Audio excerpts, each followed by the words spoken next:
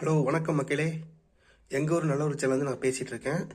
இன்றைக்கி என்ன நம்ம பார்க்க போகிறோம் அப்படின்னா, ஜோதிடத்தை எப்படி ஒரு சாமானிய மக்களால் புரிஞ்சிக்க முடியும், அது எப்படி புரிஞ்சிக்கலாம் அப்படிங்கிற ஒரு வீடியோ தான் இது. இதில் எப்படி பார்த்தோம்னா, இப்போ நம்ம வந்து ஒரு சாமானிய மக்களை இதை எப்படி நம்ம புரிஞ்சிக்கலாம் அப்படின்னா, இப்போ நீங்கள் வார ராசி பலன் மாத ராசி பலன்லாம் பார்க்குறீங்க. ஸோ அது ஒன்றும் தப்பு இல்லை. ஸோ நமக்குன்னு ஒரு ஜாதகம் இருக்கும், நமக்குன்னு ஒரு பிறப்பு ப்ளஸ் அதுக்குன்னு ஒரு கட்டம்னு ஒன்று இருக்குது. அதை எப்படி நம்ம கணிக்கலாம் அப்படிங்கிற வீடியோ தான் இது. அதுக்கு நம்ம முதல்ல பேசிக் என்னன்னு தெரிஞ்சுக்கணும். அந்த பேசிக் தான் இப்போ வந்து நான் உங்களுக்கு சொல்ல போகிறேன்.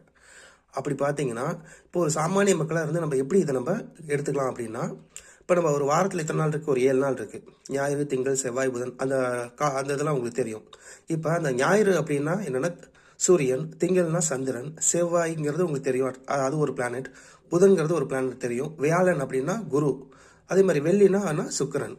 ஸோ இது வந்து ஆக்சுவலாக உங்களுக்கு தெரியும். அதே மாதிரி அமாவாசை பௌர்ணமி 2 இருக்குது பார்த்தீங்களா? அதை வந்து எப்படி முன்னோர்கள் வந்து இந்த இதில் ஆக்டிவேட் பண்ணியிருக்காங்க அப்படின்னா, உள்ளே வந்து இது பண்ணியிருக்காங்கன்னா, அமாவாசை வந்து பார்த்தீங்கன்னா ராகுவாகவும் பௌர்ணமி கேதுவாகவும் அதை வந்து போர்ட்ரேட் பண்ணுறாங்க. ஸோ அதை வந்து நம்ம எப்படி இதை வந்து உள்ளே பார்க்கலான்னா, இப்போ நீங்கள் பார்க்கலாம் பாருங்கள். இப்போ இந்த ஆர்டர் நல்லா ஞாபகம் வச்சுக்கோங்க. ஃபர்ஸ்ட் ஒன் கேது, சுக்கிரன், சூரியன், சந்திரன், செவ்வாய், ராகு, குரு, சனி, புதன். இந்த ஆர்டரில் மட்டும் நீங்கள் மைண்டில் வச்சுக்கோங்க. ஏன் நான் இந்த ஆர்டரில் மைண்டில் வச்சுக்க சொல்கிறேன் அப்படின்னா, இப்போ வந்து பார்த்தீங்கன்னா கேதுக்கு சொந்தமான நட்சத்திரம் வந்து பார்த்தீங்கன்னா 3 நட்சத்திரம் இருக்குங்க. அஸ்வினி, மகம், மூலம். இப்போ இந்த நட்சத்திரத்தில் வந்து ஒரு குழந்தை பிறக்குதுன்னு வச்சுக்கோங்க. அதுக்கு அடுத்து வரப்போல பீரியட் என்னன்னா சுக்கிர திசை தான் வரும். அதே மாதிரி சுக்கிரனுடைய நட்சத்திரமான பரணி, பூரம், போராடத்தில் ஒரு குழந்தை பிறக்குதுன்னா அதுக்கு அடுத்து வர திசை வந்து பார்த்தீங்கன்னா சூரியனுடைய திசையாக இருக்கும். இந்த மாதிரி நீங்கள் இந்த ஆர்டரை மட்டும் பேஸ் பண்ணி ஞாபகம் வச்சுக்கிட்டிங்கன்னா உங்களுக்கு ரொம்ப ரொம்ப ஈஸியாக இருக்கும். ஸோ இப்போ வந்து பார்த்தீங்கன்னா முன்பிறவின்னு சொல்லுவாங்க. அந்த முன்பிறவியில் செல் இருப்புன்னு சொல்லிட்டு ஒரு குறிப்பிட்ட இடத்த அதை வந்து கழிச்சிருவாங்க.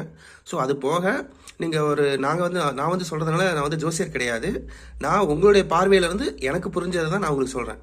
ஸோ யாரும் ஜோதிடர் வந்து சண்டைக்கு வர வேணாம், அதையும் நான் சொல்லிடுறேன்.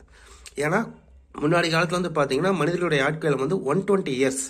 ஸோ இப்போ வந்து பார்த்தீங்கன்னா அது பாதிக்கு பாதியாக குறைஞ்சிருச்சு. ஸோ அந்த 120 இயர்ஸை வந்து பிளானட்டுக்கு எப்படி பிரித்து கொடுத்துருக்காங்க அப்படின்னா, நல்லா அது ஞாபகம் வச்சுக்கோங்க. கேதுக்கு வந்து பார்த்தீங்கன்னா 6 இயர்ஸ். அதே மாதிரி சுக்கிரனுக்கு வந்து பார்த்தீங்கன்னா 20 இயர்ஸ். அதே மாதிரி சூரியனுக்கு வந்து பார்த்தீங்கன்னா 7 இயர்ஸ். அதே மாதிரி சந்திரனுக்கு வந்து பார்த்தீங்கன்னா 10 இயர்ஸ். அதே மாதிரி செவ்வாய்க்கு வந்து பார்த்தீங்கன்னா 7 இயர்ஸ். ராகுக்கு வந்து பார்த்தீங்கன்னா 18 இயர்ஸ். அதே மாதிரி குருவுக்கு வந்து பார்த்தீங்கன்னா 16 இயர்ஸ். அதே மாதிரி சேட்டனுக்கு வந்து பார்த்தீங்கன்னா 19 இயர்ஸ். அதே மாதிரி புதனுக்கு வந்து பார்த்தீங்கன்னா 17 இயர்ஸ். இதை எல்லாத்தையும் கால்குலேட் பண்ணி பார்த்தீங்கன்னா 120 இயர்ஸ் வருங்க. ஆனால் இப்போ யாரும் 120 இயர்ஸ் இருக்காங்களான்னு பார்த்தீங்கன்னா யாரும் இல்லை. ஸோ இதை ஜஸ்ட் ஒரு பேசிக் தான். ஏன் நான் இதை சொல்ல வரேன் அப்படின்னா, இப்போ இதை வச்சு நான் வந்து ஃபியூச்சரில்